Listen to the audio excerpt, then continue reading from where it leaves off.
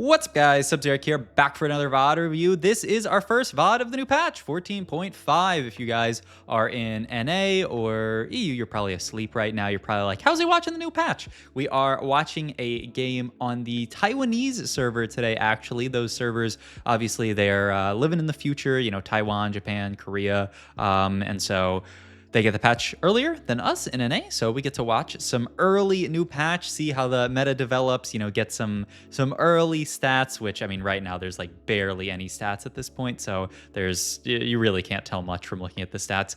But we can look at, you know, some of these new items, some of these new buffs to units and things like that. And this is a VOD from Haruru. This is a player who's actually signed to an org. They're on the Flash Wolves, which is pretty sick. And they are going to play a comp this game that I'm excited to yap about. I mean, holding on to some kindreds, some Nidalees here for potential reroll angles. I mean, if you are looking at a reroll angle, I do think new prep, I mean, not new, but they buffed it recently. Preparation's pretty solid. They buffed it last patch, I believe. So I think this one's okay-ish. I don't really want to take Slayer +1, or do I want to take Pilfer that much? So I think we can roll this down. Clear Mind, not amazing. Calculated Loss, actually not bad as well.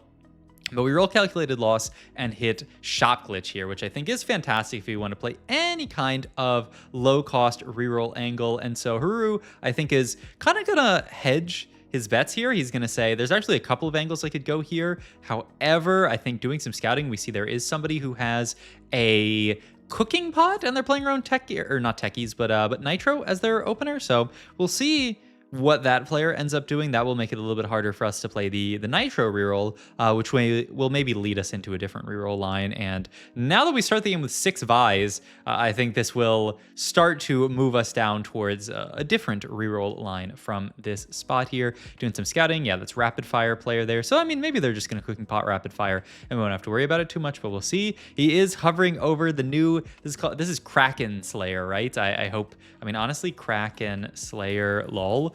Just making sure I have the right, yeah, that's the right icon. So this is Kraken Slayer, which is the new Runons. We're hovering over that already because we very early on have this idea, which is we are going to play Kog'Maw reroll with new Kraken Slayer. This is one of the builds that has been the most kind of theory crafted already for, you know, before the patches even come out. The idea being, it's really straightforward. Kog'Maw gets a lot of attack speed. Kraken Slayer scales off of attack speed and gives you AD, which is exactly what you need when you have attack speed. So pretty straightforward. Any unit that gets a bunch of attack speed is going to love a Kraken Slayer here. And, you know, Kog'Maw is a very obvious example. And we started the game with 6 Vi's, now 7 Vi's. So we're on the way to a potential Vi 3, which makes sense with this Kog'Maw board. You have the Vanguard connection in the Skarner. So yeah, it makes a lot of sense here. I wonder if we even do just grab Cloak off Carousel here. Yeah, Cloak being taken second pick in the year of our Mort Dog 2025. I think, you know, so many previous patches, people would laugh at the fact that you're looking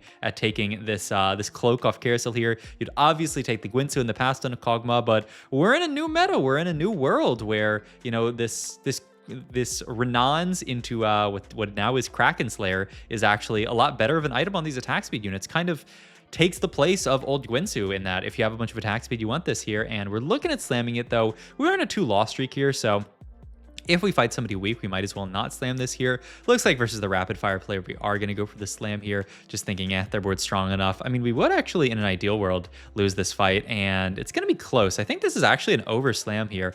I mean, it's not the end of the world because we were only on a 2-loss. It wasn't going to be a 5-loss, but I do, I didn't actually love this slam in the moment, and after watching it again, I don't love it because I think we could have actually 4-lossed here pretty easily. Now, I mean, 4-loss versus 2-win, it's really not that big of a difference. The only thing is, we're not going to be 2-win here, and we actually are going to fit Cypher onto this board because we picked up the Draven and we held on to the LeBlanc. Now we can play for this, and we are going to slam the sword here. We're not going to slam the sword here. Sword does have very good scaling with just, you know, a bunch of attacks from Kog'Maw. You are getting AD from Kraken Slayer, so I don't think you like need it, but, you know, something that you can definitely play for. So we're gonna start taking some losses here. Makes it feel even worse actually that we won that last fight because now we don't have the loss streak for Cypher, but all good. We can do this, and we are going to, remember, get our free rerolls from Shop Glitch here. So just pick up everything that we can. Might actually have to end up selling off something here. Ooh, yeah, that is a gross shop here. Really, what did we sell there actually? That was That was good quick thinking from Haruru there. Yeah, we sold off these guys, I believe. The units that we aren't actually rerolling. Smart, quick thinking to say, yeah, these are the units that we don't actually need to roll for a 3-star, so we're not going to hold on to them. And we get back up to 20 gold, which is respectable, I guess. Tier, I would imagine it's going to end up just being a Protector's Vow here.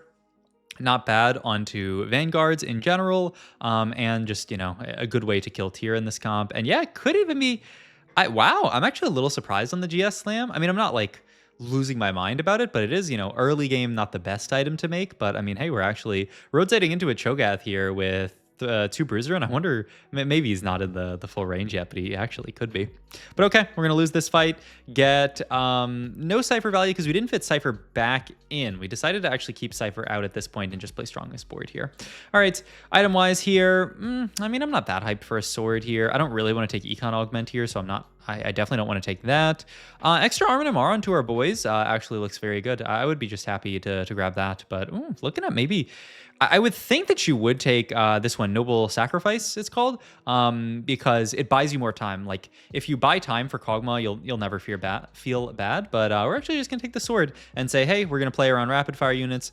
AD onto rapid fire units is never bad. And this also does give us an item towards finishing up our Kog'Maw items. So, yeah, I mean, I don't hate it. But all right, continuing to chill here. We haven't really hit anything, which is a little scary with both Econ Augment and 1-cost reroll. With 1-cost reroll, you tend to want to hit one of your 3-stars by around now just so that you can start win streaking this stage. Though we can see the power of this Kog'Maw with a Kraken Slayer. I mean, he just kind of cleared that board here. We're going to take our cash out, world's greatest Cypher cash out, 1 singular gold. But hey, I mean, 1 gold's better than 0 gold. Also, I have a sneeze coming, so...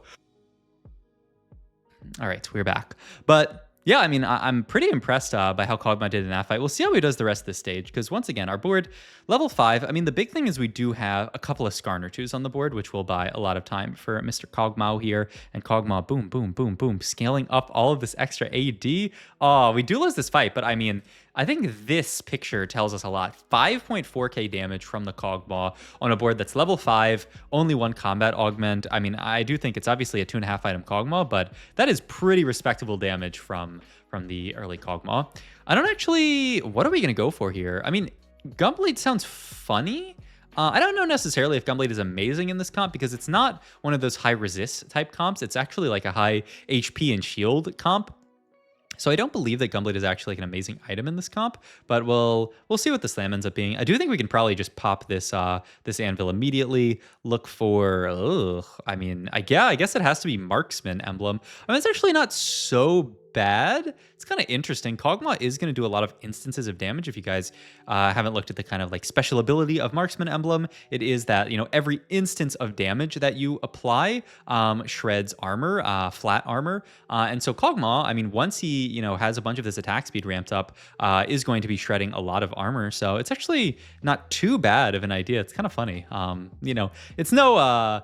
I don't think it's any Marksman MF. It's, I would say, certainly worse than that, but still not bad here. There's an extra cog. There is finally the Violet 3-star, which is going to help a lot. And yeah, you'll see actually Haruru's not going to roll his gold here. I think this makes a lot of sense. There's a very good chance that on our rolls from Shop Glitch on minions here, we actually hit our whole board, and then we just want to push levels, and so we don't want to actually burn extra gold rolling here. So, you know, we only have 5 cogs, but there's a world where we hit a Kog'Maw wave and we start doing work here. I will say, once again, really impressed by the damage output of just this Kog'Maw 2. 7.4k. That is a lot of damage for just a 2-star 1 cost to be doing. Going to get the extra shops here, holding on to the fiddle for a second, but then realizing, this is going to be more of a headache than it's worth here. Getting the Kindred 3 is nice. Gonna hold on to some extra Vanguards here for good measure. And we end up 1 off the Kog'Maw here. We do actually, I don't know why we picked up that last orb, just for fun to explode it. I mean, honestly, I would consider finishing out the roll down on level 6, just because you do want to find some level 6 units, but we just finish it out on level 5 and then hit our 4 Vanguard here. Going to move the Vow over now to the 3-star Skarner, just because, yep, Skarner 3 is going to be better than Vi 3. Vi 3, honestly, just going to be kind of a big, dumb, you know, damage, just like HP sink, honestly. Gonna be 0 items probably the entire game. And then the Gunblade moves over to Kindred just because, I mean, it's kind of the only place that the Gunblade could go. I don't know, we could throw it onto Skarner, I guess, for fun. But yeah, this is the idea behind the board. You can also reroll 4 Silas on this board. We just didn't hit a lot of Silases this game, so we didn't play for it. So nice little flexibility from Haruru here. Would you ever actually take LDP here? Doesn't this actually sound kind of good? You're scaling up AD on every auto attack with Kog'Maw. You have duo carries. I would actually kind of consider it. The only downside is your marksman shred is going to be opposite side of your other unit. I mean, you could also take the overheal. You're getting a lot of autos off here, so that's another option. I would be excited about LDP, but I wouldn't be shocked if it was overheal. I mean, Spirit Links also, you know, never bad when you're 3 strong frontliners, and yeah, it is just going to be Spirit Links at the end of the day, and we're going to play for this Giga frontline here. Eventually going to be 6 Vanguard here, though right now we're only playing 5 Vanguard, which is a little tragic. But yeah, I mean, Spirit Links just get a bunch of HP from 3 strong everybody, make your frontline really tanky. And like I said, this Kog'Maw unit does have, when you have Kraken Slayer, kind of built-in inevitability, right? If you have a long enough fight, your Kog'Maw is going to have, you know, 100 AD and then just be one-tapping everybody. So that's the idea, at least. The Skarner putting in work. I mean, I will say the comp is performing. I don't like that he keeps highlighting his unit so I can't see the damage there, but 8k damage from the Kog'Maw, very, very respectable. And the nice thing is you can, yeah, just play this board, 6 Vanguard plus a few rapid fires. I mean, 2 rapid fires on your board, but you get Marksman in here with the Marksman emblem. But obviously, if you didn't have Marksman emblem, you just play 2 rapid fire here. And I mean, the board makes a lot of sense. There is also an idea of maybe you just play 4 and 4 Vanguard, 4 rapid fire. That's one where we're just gonna kind of have to wait and see what the statistics say and have this comp get kind of solved. But I will say, like, when you were playing around Kraken Slayer, it does make sense to have a big front line, though. It does also make sense to play for rapid fire to get attack speed. So I think either way, it really just depends on what makes the most sense to play. I mean, you are playing some kind of trash units on this board, Braum, obviously, but like, you know, who's completely unitemized. Braum is not going to do much here.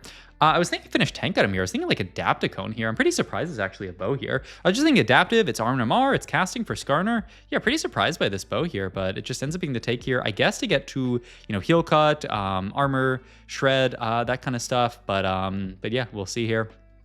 We do not have the 6 Vanguard yet, still waiting on the Leona to get that online, so we're just going to play Bruiser for now. I mean, it's HP onto our entire board. That's, you know, more value for Spirit Link, more value for Vanguard, so never bad, and we'll see if we can keep doing well in this fight. We fight, that was just a regular, yeah, okay, for some reason my brain broke and I was like, thought that was Rengar 3, but you know, decent enough Street Demon board with this brand here with Zanyas, but really just doesn't, kind of a close fight, but 10k damage from Kog'Maw manages to clear this board, and we're on our way to level 9. I mean, you don't really want to play around Zac on this board, I would think. We're gonna make this swap in here, though. I mean, you do at least get to play the Viego, which is cool. It's another frontliner. I would say when you're playing Vertical Vanguard, I'm not that excited about the Zac, just, yeah, because so much of your life, so much of your traits are invested into playing around Vanguards, and, you know, Zac obviously isn't benefiting from that. This is a big test for this board, and oh my god, honestly pretty close to killing that Renekton. That is BIS 6 Rapid Fire Renekton here, forward thinking. Oh my god, and he has the lucky, the one that converts your crit into AD. I mean, that sounds fantastic there. Gonna get our free refreshes here. This will allow us to pick up some of these extra units that we're looking for, like the 6 Vanguard like we talked about. I'm curious, I mean, it is shop glitch Zac, and so that's the idea behind playing Zac. Okay, I maybe could be convinced that this is actually strongest. I mean, low key, I would actually drop Zac for now and get into 6 Vanguard here. And we are going to do this. I think this makes perfect sense. LW comes down. Gonna have to be double Protector's Vow, which is a little funny. Not sure why we're spreading the vows like this. I mean, yeah, it's not amazing to have them stacked up on the same unit, but I mean, it's better than nothing, right? I mean, it's a Skarner 3 who's going to get the double value. That seems a bit weird to me, but I mean, we're clearing boards, looking to push level 9, which, yeah, maybe we can get Zac in. I mean, potentially with another round of Shop Glitch on stage 5 minions, you will just be at the point where Zac's actually a respectable unit to play. And I mean, in this board, you don't have a very obvious level 9. The one that I can think that would be most obvious is just Garen. Get like Boombot, throw that onto Vi, and Chef's Kiss, that sounds amazing. You could also get something like a Vanguard and just throw it onto Kog'Maw to make him tankier, just to make sure that he can survive in some of these fights. So that's also like a decent idea. But we'll see what we end up with. We also, I mean, we have Kog'Maw is both of our units are Vanguard Marksman. You wouldn't normally want to take, Marksman or anything. I guess you could fit Golden Ox, but I mean, once again, kind of hard to fit in here.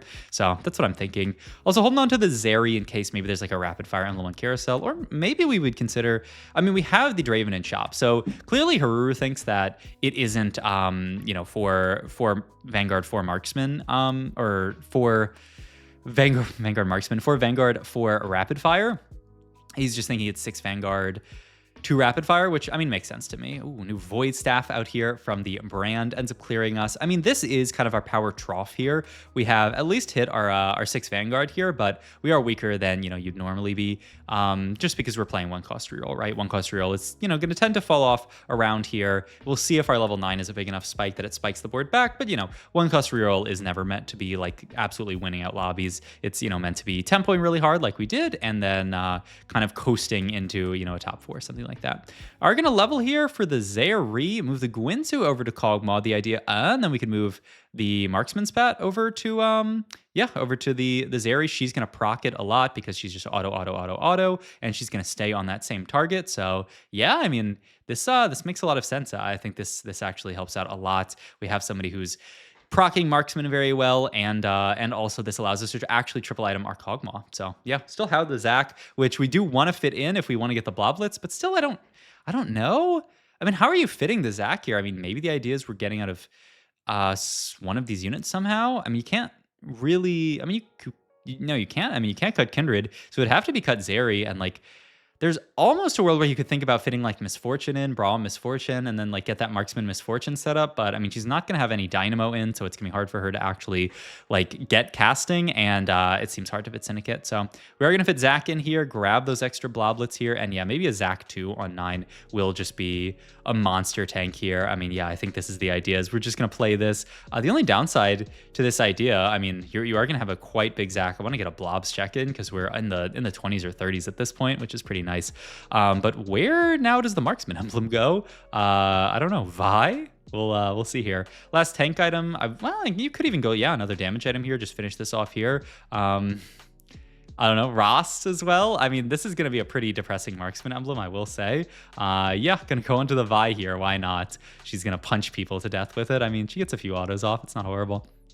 Yeah, honestly, cooking a little bit hard here from Haruru, but I mean, the board looking pretty solid. I mean, this is a very strong 6 rapid fire board, so I doubt that we can outcap that. We're playing for, top potentially 2, ideally, yeah. Or maybe that player ends up dying to another player. But yeah, I mean, the level 10, I mean, if we manage to make it to level 10, we could... I don't really know what we even get in at that point, honestly, because we're past all that other stuff. I mean, Urgot could be an interesting unit, but I mean, maybe Boombot +1 off Carousel into Urgot, that's the dream. Oh, we rotated this guy again, and I'm quite confident that this... I mean, unless the other person's board is disgustingly capped, this guy's probably the strongest guy in the lobby, so actually really rough. We fight their clone and then their real, because that's going to make it very, very hard for us to top 2. Had we fought the other player, maybe we'd be in a better spot. And also the Zac just has 0 items. I don't know. I mean, we never found the Garen to play for Garen. We're obviously getting a lot of stacks off, and oh, that was an interesting idea here, thinking about getting 4 Boombot in, which would be kind of like the max... Probably the max cap is get a huge Zac and then drop down to 4 Vanguard and play for Boombot with like an Urgot 2. We are rotating to the Street Demon board again. Can our front line hold the line long enough? That is oh my god, a Samira 2. And yeah, I think we are going to lose to this board. And it's a solid top 3 from Haruru. I mean, a very promising reroll comp. I do think, yeah, definitely needs to be kind of optimized a little bit, figuring out what exactly the best version of it is. I do think this level 9 was like a little bit dubious playing around the Zac. Obviously, the rapid fire +1 kind of complicates, or marksman. God, the Marksman +1 complicates things a bit. Eventually, if you had like a Boombot +1, we'd be playing for Boombot here, and honestly, outcapping. A lot of these fights were quite close. I think if this had been a Boombot +1 or a Vanguard +1, we might have actually won this lobby potentially. So very interesting comp. Let me know how you guys enjoy it and how your games go. We'll see more tomorrow when more stats come out, itemization, stuff like that. But definitely feel like the Kraken Slayer is Gigabis onto Kog'Maw. Gwynsu probably fine on him, not amazing. I have heard people talk of just like triple Kraken Slayer as Bis, which honestly sounds pretty reasonable. So we'll test more, and I'll come back to you guys with more videos on this comp. But hope you guys enjoyed this video. If you did, please like, comment, and subscribe. Check my Twitch, my Rapidfire, all my other links down below, and I will see you guys in the next video. Thanks for watching.